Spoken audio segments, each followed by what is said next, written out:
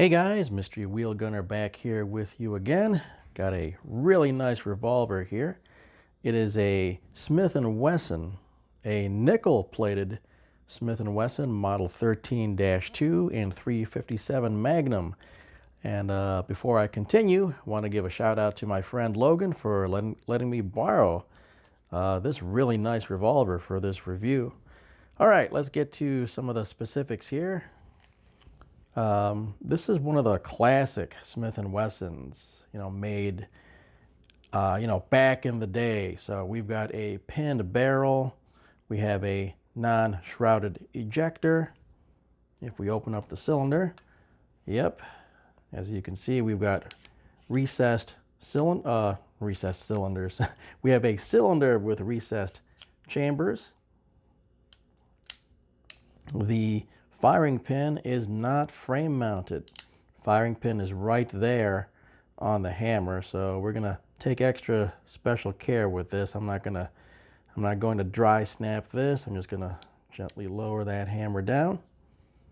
It's got the really nice grips here. I think these are walnut, so they're checkered. They've got the medallions. These are the so-called Magna style grips. And as you can see, they exactly follow the contour of the grip frame. So you have the front strap and back strap exposed. On the target grips, the front strap is usually covered and the grips come out a bit more. But on these Magnas, which were actually pretty popular with the service revolvers, these Magnas are a bit thinner. The sights are pretty basic, as is standard fare for most service type revolvers. You've just got a front ramp. It's serrated, but it's not even colored in. And of course, the rear side is just a notch, and you've got a channel cut into the front strap. Now you will notice though that the top here has a matte finish. So this is kind of like a matte nickel. As opposed to the bright nickel on the rest of the gun. This is so that, in case it's a sunny day, you don't blind yourself from the gleaming of the sun when you're trying to aim down the sights here. Interestingly, this one does have a serrated trigger. From what I've been reading, the blued Model 13s had a smooth trigger. So I wonder if the serrated trigger is exclusive to the nickel-plated ones, or maybe to just the nickel-plated 13-2s. Now, before the FBI, no, not that FBI. Anyways, before the FBI switched over to using all semi-automatic sidearms, the Model 13s were the last revolvers used as an FBI issue sidearm. Now, more than likely, they used the blued ones, not the nickel-plated ones, but still, since this is still a Model 13, this is part of the last revolver line used by the FBI before they all went semi-automatic. Now, from what Logan has told me, he inherited this gun from his grandfather, who kind of used it as a truck gun. And I gotta say, for something that was used as a truck gun, wow, this thing is in really good shape. The nickel plating still looks really good. Sure, there are a few rough areas, but for the most part, wow, it is still a beautiful looking revolver. That nickel finish has held up really well. And, if you're thinking I spent time really polishing this thing up, nope. The most I did was to, let me get the cloth here. Most I did was to take a microfiber cloth and just wipe it down, and you can see just how well this thing just gleams in the light. So despite living a, kind of a rough life as kind of a truck gun, wow, the finish, the entire revolver itself has held up really well. Since the Model 13s were at one point in time an official FBI-issued sidearm, I think it's only proper that I go to the range and shoot this, FBI style. But first, a little bit of training.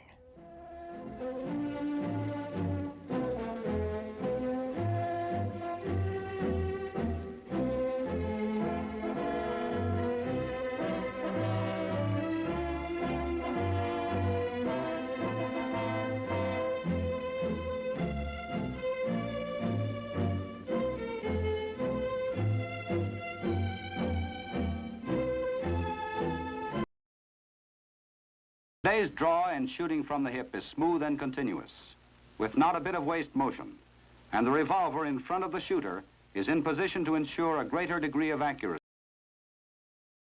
Good form, speed and accuracy will be no better than hit or miss. Above all, learn good form and practice it religiously.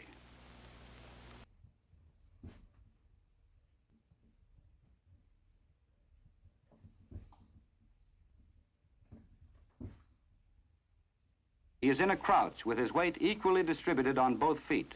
He is balanced like an athlete and can move easily in any direction. Well, all right. Looks like I'm ready to hit the range.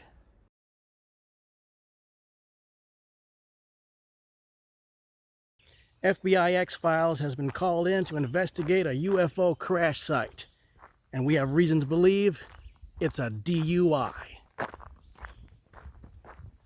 Hey there, how's it going, sir? Oh, it's going. Well, do you know how fast you were going? Yeah, probably warp 1. Warp 1. Well, you went through a zone where the speed limit is 55. Oh, 55. Well, I wasn't going warp 55. No. Not warp 55. 55 miles an hour. Oh. Well, I don't think my craft can even go that slow. All right, fair enough. Did you know you also crashed your vehicle? Oh, no, no. I always land like that. Really? Look, we're gonna have to do a field sobriety test, all right? Field sobriety test? Yeah, you can sobriety test my nuts. Oh, okay. You want it the hard way.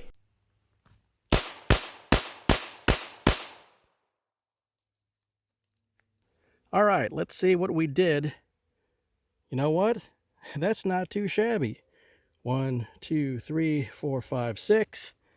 And yeah, those are all good hits to the body.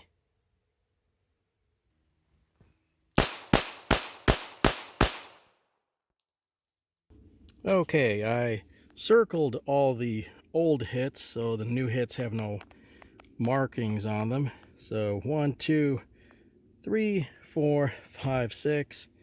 I'm going to declare these two as misses. Those are, you can sort of see the outline of where the body should be. And those two clearly missed.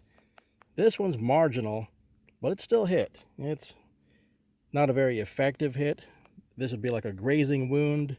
So we're going to say 3 solid hits on that last string. So not as good as my first string.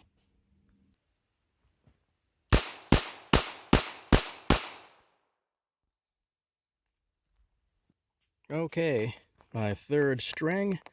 And once again, I circled all the old hits. So the new ones are unmarked. We've got 1, 2, 3, 4, 5. Yes, that's a new hit. It's very close to the old one, but that is a new hit. That's 5.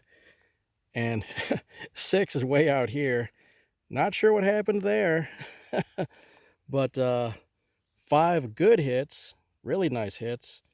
Well, that one's not so good. So 1, 2, 3, 4. 4 really nice hits right there, but not so good. And 1 complete miss. I'm getting worse. The first string was undoubtedly my best. But let's do one more.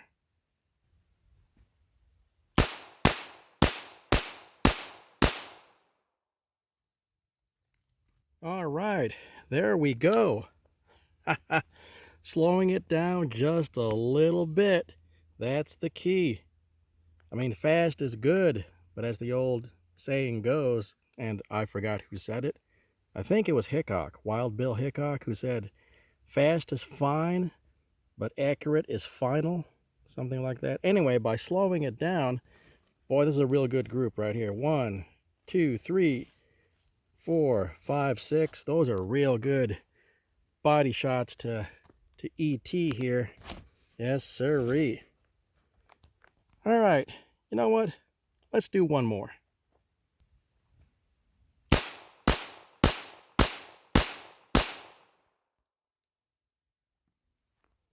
And, oh boy. Not sure what happened on that last string, but only 3 good hits on the paper, aka the body. And look at that. 1 hit is like way out here. So, yeah, 3 here, and then 1, 2, 3 there. I should have quit while I was ahead. But you know what? It's getting late. I'm tired. I'm getting kind of hungry. So those are all good professional excuses. So this is really better than how it really looks, okay? All right. Okay, back from the range with just a few final thoughts on this great classic revolver here. I wasn't sure if I'd like these smaller Magna style grips, but you know what? The combination of this gun's weight plus the bull barrel and 38 special, this was a very comfortable gun to shoot, and I really, I'm starting to really like these Magna style grips. I'm starting to see why these were popular with law enforcement. Now, keep in mind, I was shooting 38 special. Now, this gun is chambered in 357 Magnum, so obviously I could shoot 357 Magnum as well, but I did not. I'll get to that in a little bit here. If I did shoot 357 Magnum with these smaller grips, I might have a different opinion, okay? Using 357 Magnum, I'd rather have the big fat grips that really fill up your hand. But 38 Special, these grips do really, really well. So why didn't I shoot 357 Magnum? Okay, I'm not going to jump too far down this rabbit hole, but there is a prevailing belief that the older K-frames, like this Model 13-2, have a weakness in and around the forcing cone area, and that these were meant to shoot mostly 38 Special or 38 Special plus P, and were meant to shoot 357 Magnum rather sparingly. But, I've seen the various discussion forums, and I've seen a bunch of threads where people go back and forth. Some people will say, yeah, don't shoot too many 357 Magnum rounds out of these. And then other people will say, well, I don't know what you're talking about, but I've got an old K-frame, whatever, and I've shot tons of 357 Magnum out of it, and my revolver is still in great shape. Who's right, who's wrong, I don't know. All I know is the owner of this 13-2 requested that I do not shoot 357 Magnum, and so I simply honored that request. And as far as the Model 13 in popular media, it didn't reach the same superstar status as that other Smith & Wesson, but the Model 13 was indeed in a Hollywood blockbuster.